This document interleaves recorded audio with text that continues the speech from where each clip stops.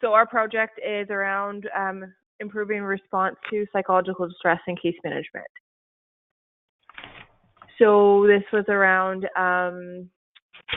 the OCAN unmet needs. We met, or we continue to meet as a committee within our organization to review the OCAN reports, and it was determined that psychological distress was one of the highest unmet need, and it continued to be the highest unmet need. So we thought this was a prime opportunity to look into that and see how we can reduce the psychological distress.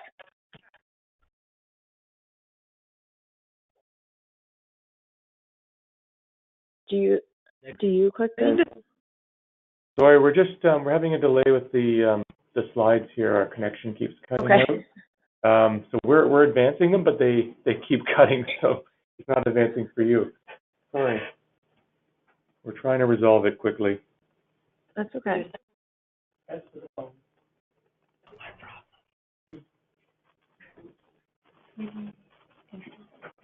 You're welcome to go ahead and start introducing your team, and if folks can follow along on the handouts, the PowerPoint is on the handouts, and then when we get this back up, we can carry on. So I'm Jeanette. I am the lead on this project. There's Leo, our data analyst. Scott, who's the executive sponsor. He's not on the line right now. He's actually on vacation. Nick, is Nick there, Leo? Nick is not there. Okay, he's our family caregiver navigator, so he's the voice of the family. Gavin, who is our peer support worker. Marie, are you there? Marie's here. Can you hear her? There's Marie and Rosaria. They're both case managers, and then Desiree is the supervisor for the case management program.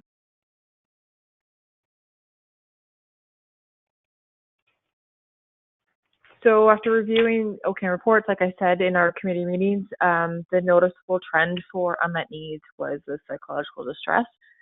So we decided that we could leverage our existing resources within the agency to assist with reducing the number of individuals that were identifying this as an unmet need, and as well as utilize these resources to their full potential,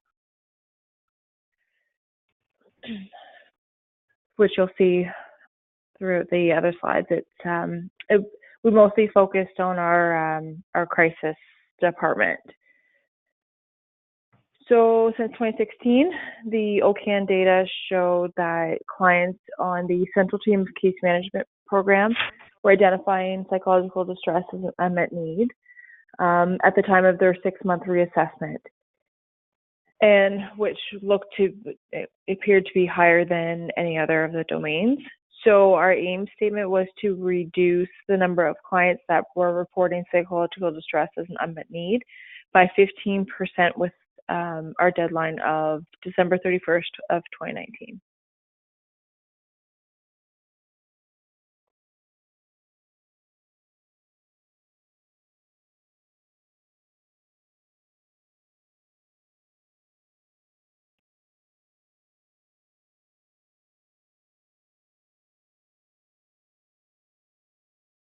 Hello? Oh. Hi, we're just, there it comes. I think it's going to switch now. Okay, yeah. We have gremlins in our lines. We spoke too soon. So yeah, this is just our charter. Should we go through each thing in the charter?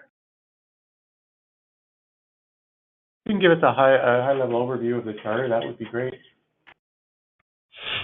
So we met for a minimum of three hours every second week. That's one of the things that we found the most challenging about this project was the time was like to get together to meet, and everyone's schedules are all over the place with other parties, but we did it. We managed to meet every second week. we developed a project team to analyze the root cause of the high volume of unmet needs regarding the psychological distress. Within the central team, we decided to focus on that team versus our southern team because case management for us is split up into two separate areas or regions that cover different areas. So we devised a strategy to address the unmet need of the psychological distress with individuals accessing service. So we developed a communication strategy and training for the stakeholders, case management, and our case managers and peer. I think we went through all that. I can't see the bottom of it.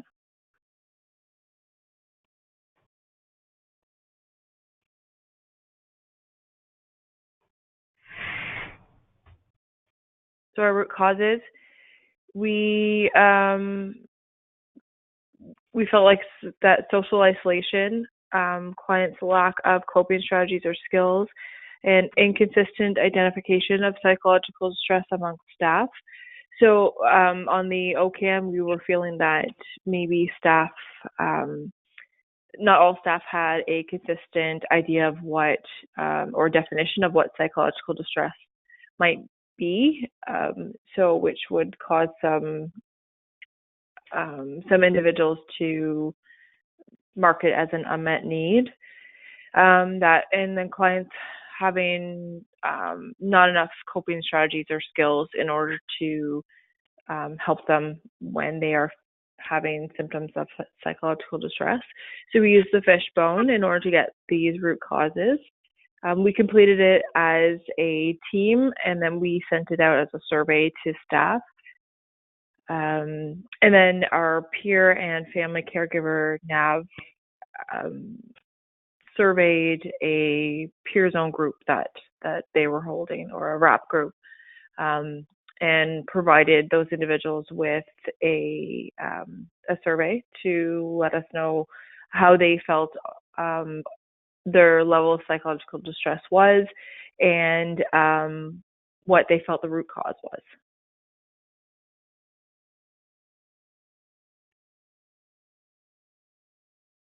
So these are our PDSAs. So one of our PDSA was to develop a crisis plan workshop. So this was obviously an attempt to reduce psychological distress. So we had a 310 COPE info session where all the case managers from the central team got together, and 310 COPE presented on their program and any potential new updates to the program, so that case managers had a better idea on what resources were available to them and to their clients. So the next step after this was to implement a resource day for clients to access that, so they were able to complete a crisis management plan with crisis workers. So this was to encourage them to utilize 310 COPE for crisis management plans. They can be registered with 310 COPE, so when an individual calls into the line, the crisis worker has an idea of what an individual is like when they're in a crisis or about to enter a crisis, and what types of strategies that they can suggest. So for clients, it's beneficial to have a plan and to register it with 310 COPE. So we thought this was one of the best ways to help reduce the psychological distress, so that they are aware that there's a resource outside of case management hours, and should their service end within case management, they still would have a resource to fall back on to support them around their psychological distress.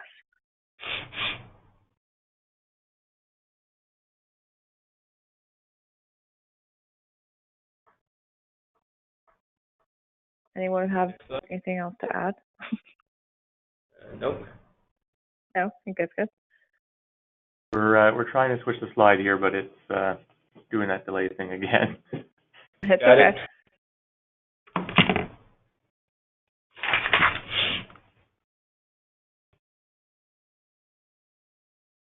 Feel free to start talking about the next one, and we can catch up.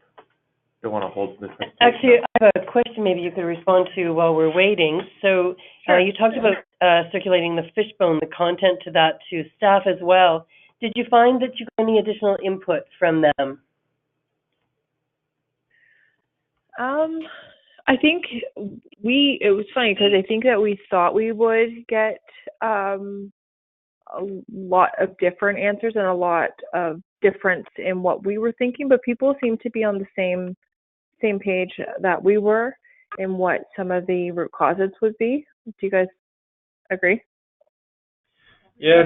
Marie? Yeah. A lot of the responses were already what we had discussed as a team. So there wasn't a lot of new inputs, I would say. Yeah, well, at least that's helpful in letting you know that you were on the right track. And did you find any benefit to circulating that to the team? Yeah, it was nice to get input from them, especially since we were thinking that maybe we were kind of not doing our case managers any kind of justice to saying that they just probably didn't understand what psychological distress or the definition of it might be.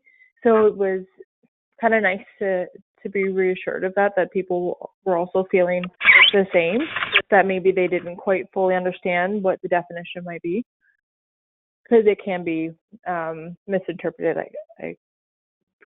by people. So. And also, I guess we want to. Sorry. Go ahead. Also, I think we want to be transparent in what we're doing. We would like to involve everybody in the organization and within the groups to see if anyone wants to voice their opinions, and that would be a good place to do so. Yeah, absolutely. Yeah, thank you for that. Okay, I think we're going to be able to switch the slide now. Yep.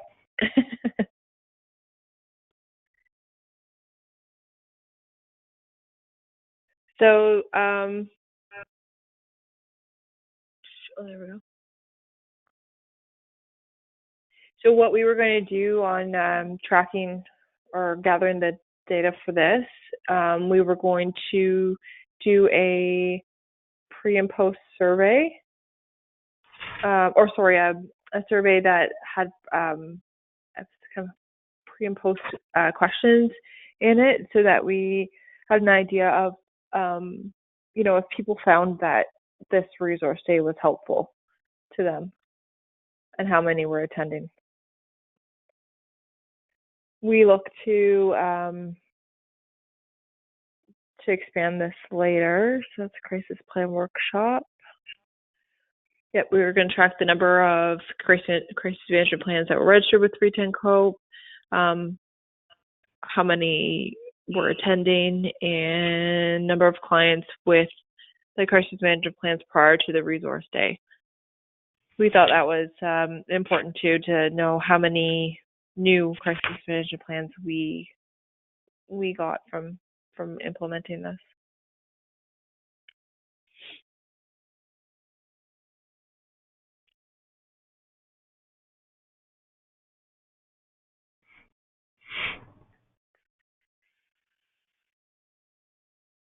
So this is the one that we have gotten the farthest with.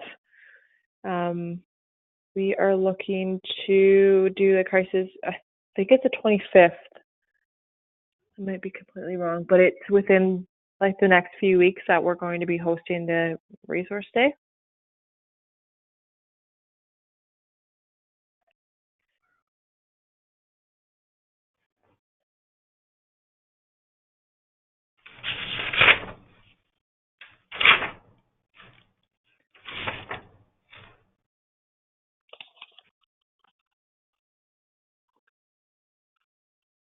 I'd go on, but I don't have my handouts here.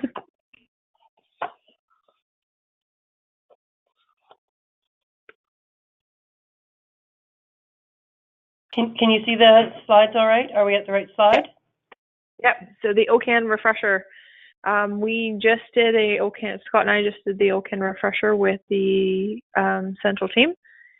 And this was mostly to review the new OCAN, the 3.0, and focus on the psychological distress domain. So we went through what the changes were and the OCAN definition of psychological distress. So this is mostly to obviously increase the understanding of psychological distress and to update staff on the changes of the the OCAN.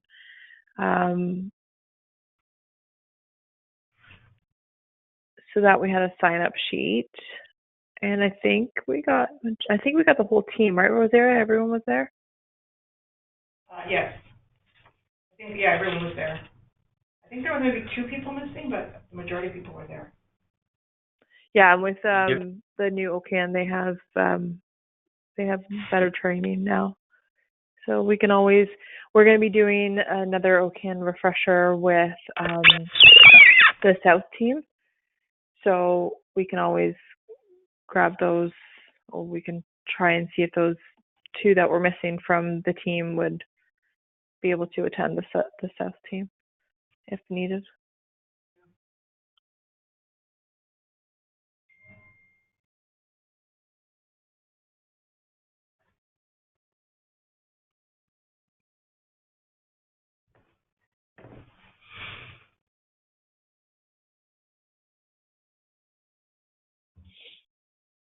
The CBT information and training for staff. So this one we haven't fully implemented yet. So we provided people with an online training for solution focused training.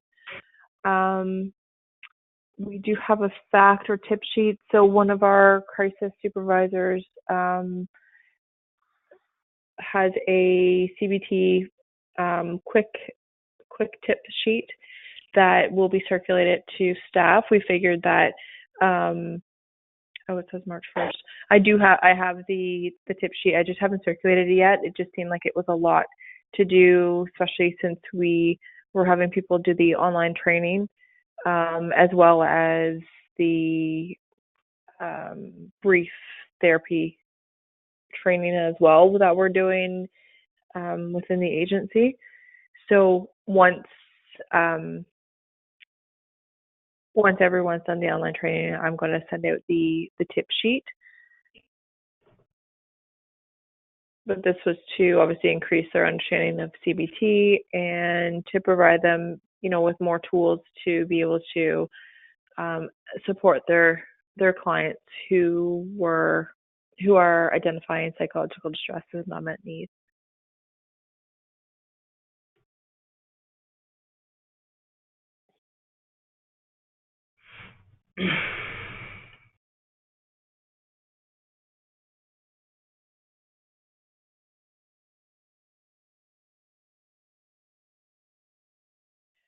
General info sessions. This is so that we would have more like skilled groups and whatnot for clients to come to the agency and partake in, so that they could build their own tools or their own coping strategies.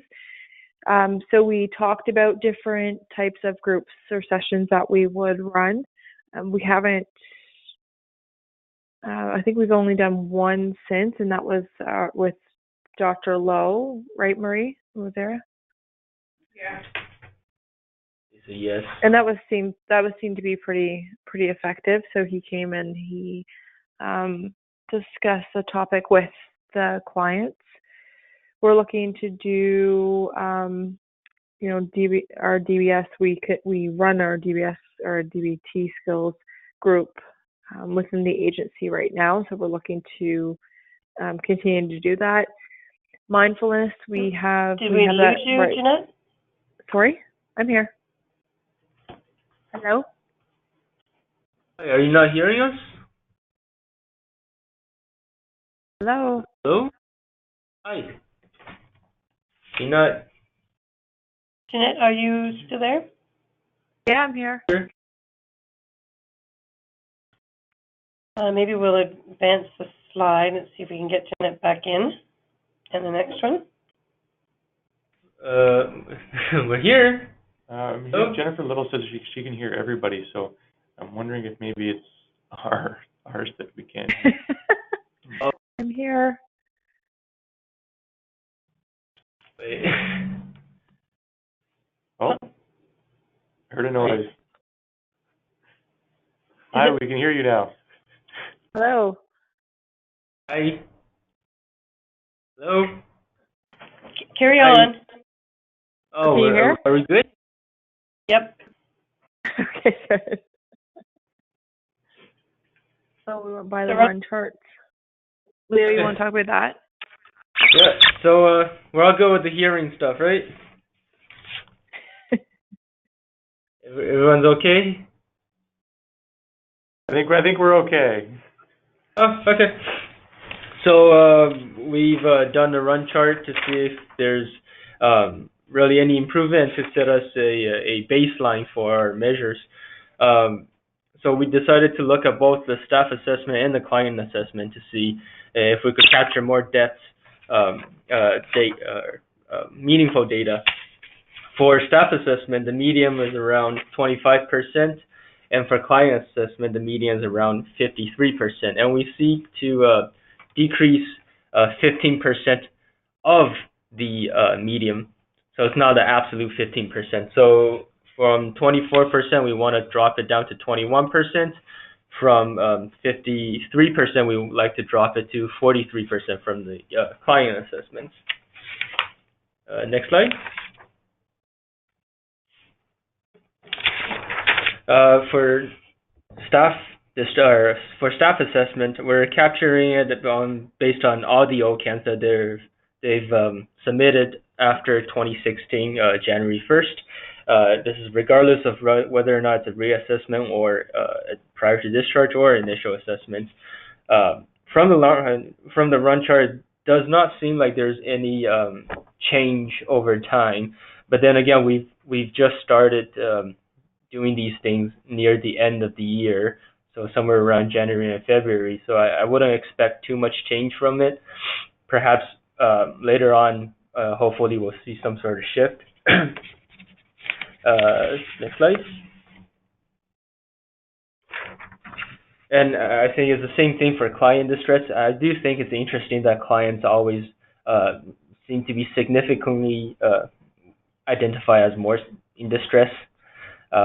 There's a lot less clients who actually do the self-assessment. As you can see, previous slide, the N is 3,147. On this slide, there's only 1,128 clients who actually filled in the self-assessment. Maybe that's part of the reason why our data is a little bit different. But again, there's no significant difference in change, and hopefully we'll see some difference in the future. And okay, back to you, Janet. Okay.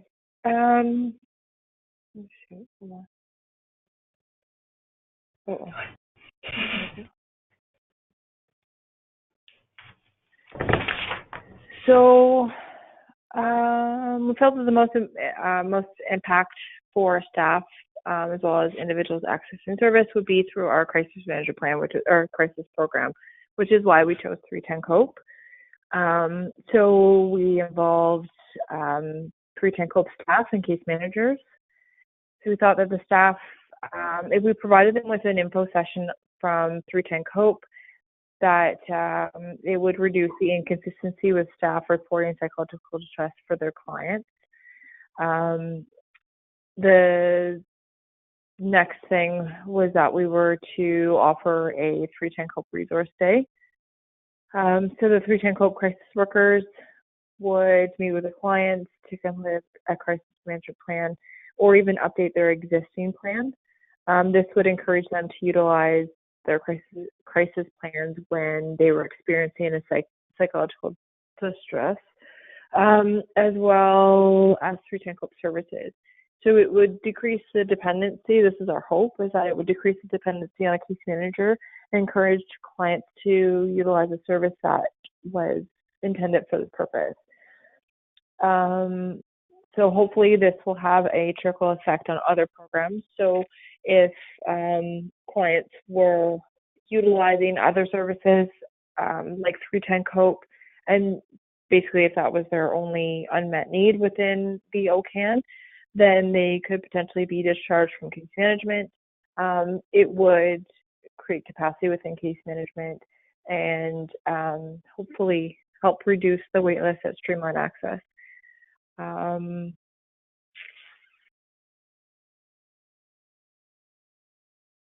when we see, okay, so how will we know? It's when we see a reduction in individuals identifying psych distress as an unmet need.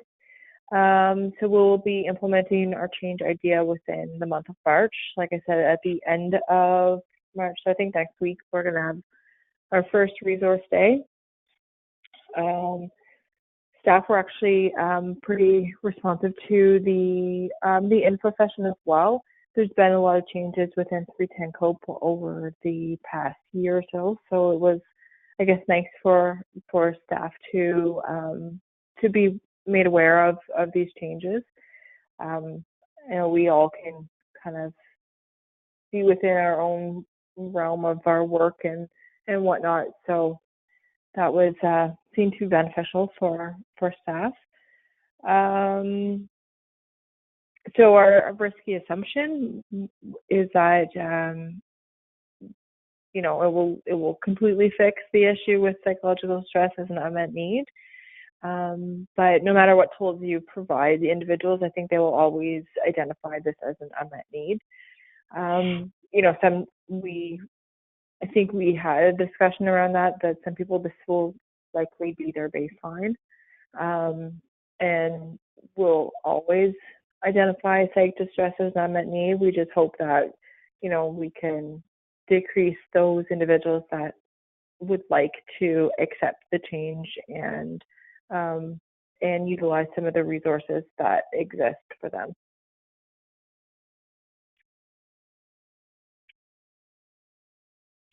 So outcome measure is to increase the client's coping strategies to assist with reducing their psych distress. We were utilizing surveys to track the attendance as well as the effectiveness of the resource days.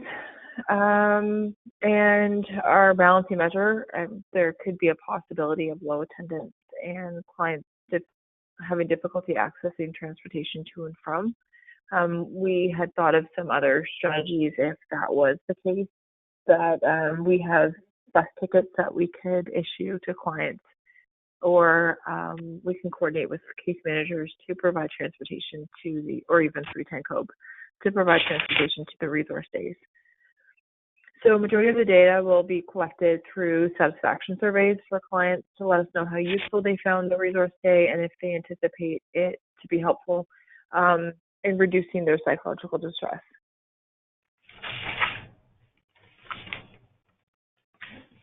Leo. Yes. So these are the information that we have from one of our, was it from Dr. Lowe? I forgot. Yeah. It was from one of our, Dr. Lowe. Right, it was from Dr. Lowe's resource sessions. We are just trying to see how useful the session is. I believe these are from both clients and staff. No, the Dr. Lowe is just from the clients who attended.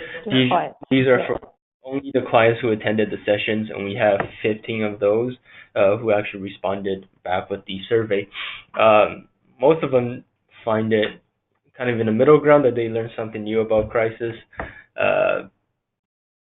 Yeah, and that's more or less all the information we got from that.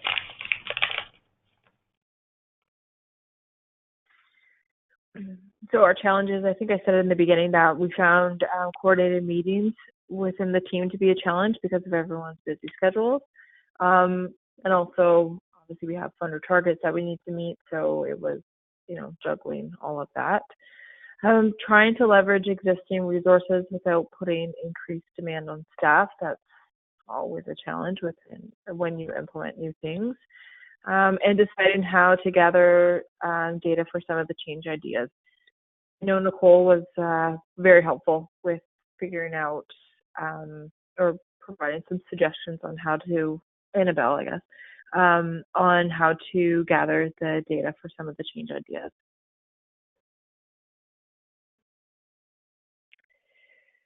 I'm most excited about it's, I guess, to really see how it's going to expand through the entire mental health program, and then offer it to the community as well. Right now, it's for individuals that are within the central team and that are involved in case management. We hope to expand that to the community. So for individuals that aren't connected to case management, to come meet with a crisis worker, and or they could be connected with case management through another organization, so they can come meet with a crisis worker and complete a crisis management plan. So 310-COPE is a 24/7 program, so it can work outside of regular business hours. So the clients actually don't have to come with a case manager, but if they require support, obviously, or want to come with a case manager, then obviously they can. But that's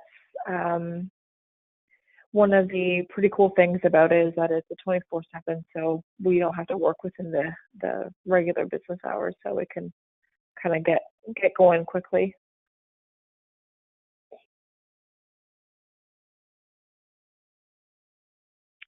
What we do differently next time, it did seem to run pretty smoothly. I'm not sure if we would do anything different next time. The end date of March 31st was, we found to be a little bit stressful, but we obviously understood why that was the case. So having more time would have allowed us to plan things out a bit better, but I think we did quite well with this deadline. Impact on the organization. So for the mental health program, it allowed us to look at the service we provide and create a new initiative to improve the quality of service that we provide to our clients. So we have a tendency of looking or assuming that the only way that we can enhance our service is through additional funding. But we really took a look at what we could do without any funding, because we know that, you don't really have a good chance on getting that. So we looked at our existing programs within our agency and looked to utilize it to its full potential. And the organization as a whole, we can continue to develop and implement improving the quality of service we offer. So we know they're going to look at, so with our agency, it's quite unique. We have both mental health and developmental services in one agency. So I know they are looking on the developmental services side to see how they can improve the quality of service through these projects.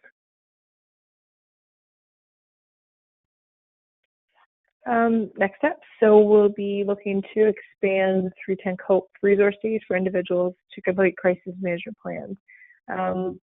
Again, like I said, we won't only be offering this to the central team. We'll be looking to offer it through the mental health program, as well as the community, to those individuals who are not in service or might be in service with another agency. And we're going to advertise this on we have a Facebook page, as well as Twitter. So we are going to look to advertise on there.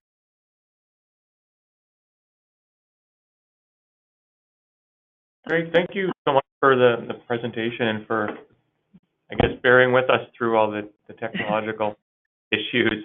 But fantastic work and great to see the use of the OCAN data, the way you've done that.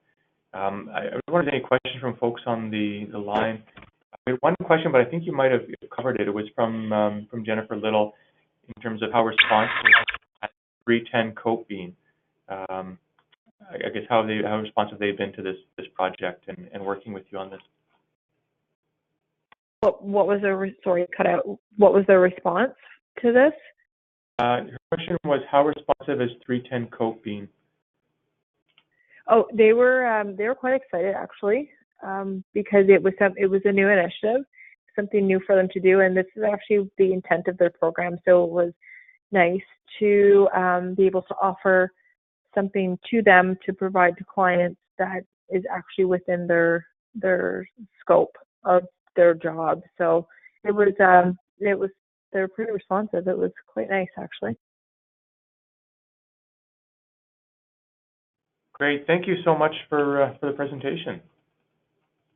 Thank you. Thanks for this opportunity. It was Wait, we have one more question. Sorry? We have one more question that's not there. So I'm good. Before you go, I'm gonna ask.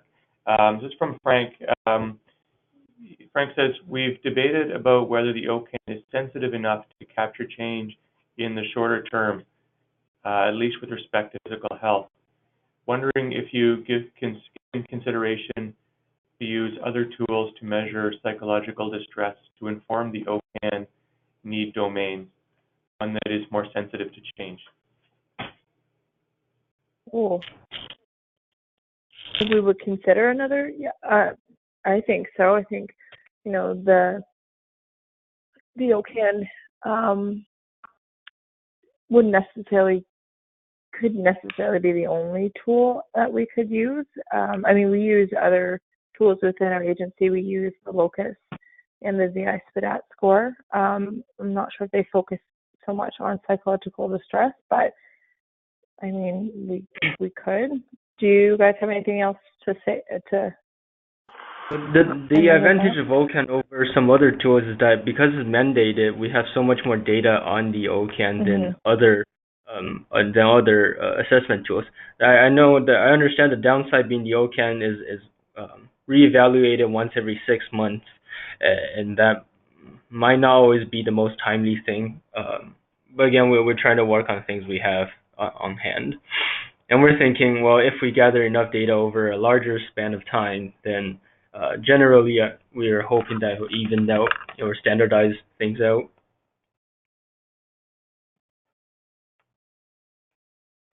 Great, thanks. And it might be a great connection to make between CMHA Toronto's project and yours, since you're both using the OCAN in somewhat similar ways. I know there's other projects that E-QIP's supporting as well that are using the OCAN. So we'll perhaps reach out and see if there's an interest in connecting those projects together. Sure. Yeah.